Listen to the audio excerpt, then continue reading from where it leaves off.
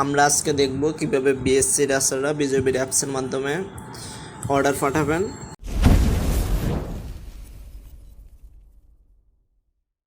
তো যখন এসআরে বিজয় বীর অ্যাপসে লগ ইন করবেন তখন এখানে এরকম একটা ইন্টারফেস দেখবেন। তখন এখানে আমরা তিনটে অপশন দেখতে পাবো, নগদ জমা, চালান এবং সেলস।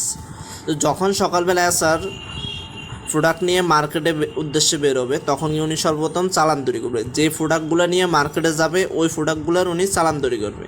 তো চালান তৈরি করতে হলে এখানে সর্বপ্রথম যে চালান লেখাটা দেখা যাচ্ছে বাটনটা, ওখানে ক্লিক করতে হবে। চালানে ক্লিক করব। চালানে ক্লিক করলে এখানে আমার বিএসসির সকল প্রোডাক্ট দেখা যাবে।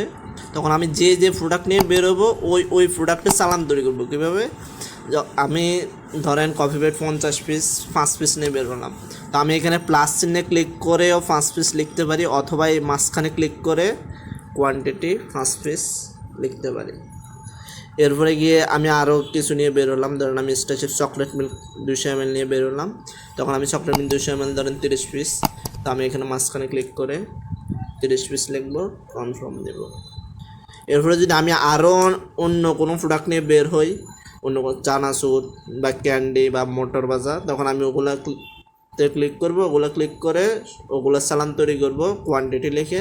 এরপর আমি সাবমিটে ক্লিক করব। সাবমিটে ক্লিক করলে তখন আমার এখানে একটা মেসেজ আসবে, চালান সফলভাবে তৈরি হয়েছে। তার মানে আমি সকালবেলা যে প্রোডাক্টগুলো নিয়ে বের হয়েছি ওই প্রোডাক্টগুলো আমার চালান তৈরি কমপ্লিট। আমাদের চালান তৈরির পরবর্তী ধাপ হচ্ছে সেলস করা। আমরা যে মালগুলো নিয়ে বেরোলাম এই মালগুলো এখন আমরা দোকান অনুসারে সেলস করব। তো সেলস করতে হলে আমাদেরকে সেলস বাটনে ক্লিক করতে হবে। সেলসে গেলে আমরা এখানে আমাদের আজকের রুটে যে দোকানগুলো এই দোকানগুলো দেখতে পাবো। তো আমি আজকে যে দোকানে সেলস করব এখন ওই দোকানে ক্লিক করব। ক্লিক করলে আমি এই সকালবেলা যে প্রোডাক্টগুলো নিয়ে বের হলাম ওই প্রোডাক্টগুলো এখানে দেখা যাবে, এর চেয়ে বাড়তি কোনো প্রোডাক্ট দেখা যাবে না। তো আমি সকালবেলা ধরেন যে প্রোডাক্টগুলো নিয়ে বেরোচ্ছে, যে কফি বেড 5 পিস, এরপরে চকলেট মিল্ক 30 পিস দেখাচ্ছে। তো আমি এই দোকানে যত পিস সেলস করবো এখানে তত পিস দেবে। এখানে প্লাস চিহ্ন দেওয়া যাবে বা এখানেও লিখতে পারবো যে 2 piece, confirm. Chocolate milk 10 piece, confirm. এরপরে এই যে এখানে নগদ গ্রহণ নামে একটা অপশন আছে, এই নগদ গ্রহণে এখানে ক্লিক করব।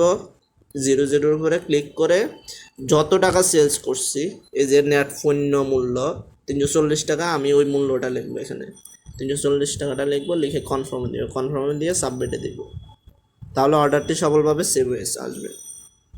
এরপর আমি আবার সেলসে ক্লিক করব। এরপর আরেকটা দোকানে সেলস করবো, দোকানে ক্লিক করব।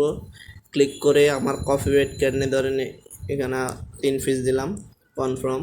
এরপর আমি যত টাকা সেলস করলাম 195 টাকা, এটা নগদ গ্রহণে লিখে দিব 195, কনফার্ম।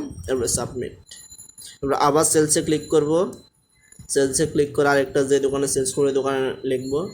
এখন কিন্তু আমরা কফি বেড ক্যান্ডি সেলস দিতে পারবো না, কারণ আমরা সকালবেলা 5 পিস কফি বেড ক্যান্ডি নিয়ে বের হয়েছিলাম, এখন 5 পিস সেলস দিয়ে ফেলছি, কারণ আমাদের স্টক কিন্তু 0 দেখাচ্ছে। তার মানে আমি সকালবেলা যে প্রোডাক্ট নিয়ে বেরোবো তার চেয়ে বেশি তো অবশ্যই সেলস দিতে পারবো না। সুতরাং আমার কাছে চকলেট মিল্ক 20 পিস আছে, ধরেন এই দোকানে আমি 10 পিস দিলাম, কনফার্ম। 210 টাকা, কনফার্ম, সাবমিট। তার মানে কী করতে হবে, আবার সেলসে যাব। আমার যেহেতু এখনও প্রোডাক্ট সেলস দেওয়া বাকি আছে, সেলসে গিয়ে আরেকটা দোকানে ক্লিক করব। ক্লিক করে আমি এই দোকানে কত পিস দিব, ধরেন চকলেট মিল্ক 10 পিস দিব। 10 পিস দেওয়ার পর কনফার্মে ক্লিক করব। ক্লিক করে এখানে নগদ গ্রহণ দিব, নগদ গ্রহণ 210 টাকা, কনফার্ম। এরপরে সাবমিট। এখন আমি কয়টা দোকানে অর্ডার পাঠাইছি এটা কীভাবে দেখবো, আমি সেলসে ক্লিক করব। সেলসে ক্লিক করলে এখানে আমরা উপরে 3টা ঘর দেখতে পাবো, যে একটা ঘরে 129 দেখা যাচ্ছে, একটা জায়গায় 0 আর একটা জায়গায় 4। এই 129 মানে আমার এখন এখানে 129টা আউটলেটে অর্ডার করা বাকি আছে। আর এখানে 0 মানে হচ্ছে আমি এই দোকানগুলো পেন্ডিং আকারে রাখছিলাম, আর এখানে 4 মানে হচ্ছে আমি এই 4টে দোকানে অর্ডার করছি। তার মানে আমার দিন শেষে কয়টা মেমো হলো আমি এখানে সেলসে ক্লিক করে এসে দেখতে পাবো, এই যে আমার আজকে 4টা মেমো হয়েছে। এরপর আমাদের সেলসের কাজ যদি কমপ্লিট, আমরা যেই প্রোডাক্টগুলো নিয়ে সকালে বেরোলাম ওই প্রোডাক্টগুলো যদি সেলস করা কমপ্লিট হয়ে যায়, এরপরে গিয়ে আমাদের 3 নম্বর কাজ হচ্ছে নগদ জমা। প্রথমে কাজ ছিল চালান তৈরি করা। চালান তৈরি করার পর আমরা যে প্রোডাক্টগুলো নিয়ে বের হলাম ওগুলো চালান তৈরি করলাম, এরপর ওগুলো সেলস দিলাম। এখানে সেলস দেওয়ার পর এখন নগদ জমাতে ক্লিক করবে, যেখানে নগদ জমা একটা বাটন দেওয়া আছে, এই নগদ জমাতে ক্লিক করবো। ক্লিক করে আমি আজকে সারাদিনে যে প্রোডাক্টগুলো সেলস করলাম, এই যে চালান মূল্য দেখা যাচ্ছে 955 টাকা, এই চালান মূল্যটা আজকে জমাতে লিখবো। যেখানে যে আজকে জমা এখানে লিখবো চালান মূল্য 955 টাকা, কনফার্ম সাবমিট। বাস, আমার নগদ গ্রহণ সফলভাবে সম্পন্ন হয়েছে। এই মেসেজটা আসলে তখন গিয়ে আমার সেলসটা কমপ্লিট হয়েছে। এখানে কিন্তু একটা বিষয় লক্ষণীয়, আমাকে 3টা ধাপে ধাপে করতে হবে। যে কোনো একটা মিস হলে কিন্তু আমার সেলসটা আর এন্ট্রি হবে না।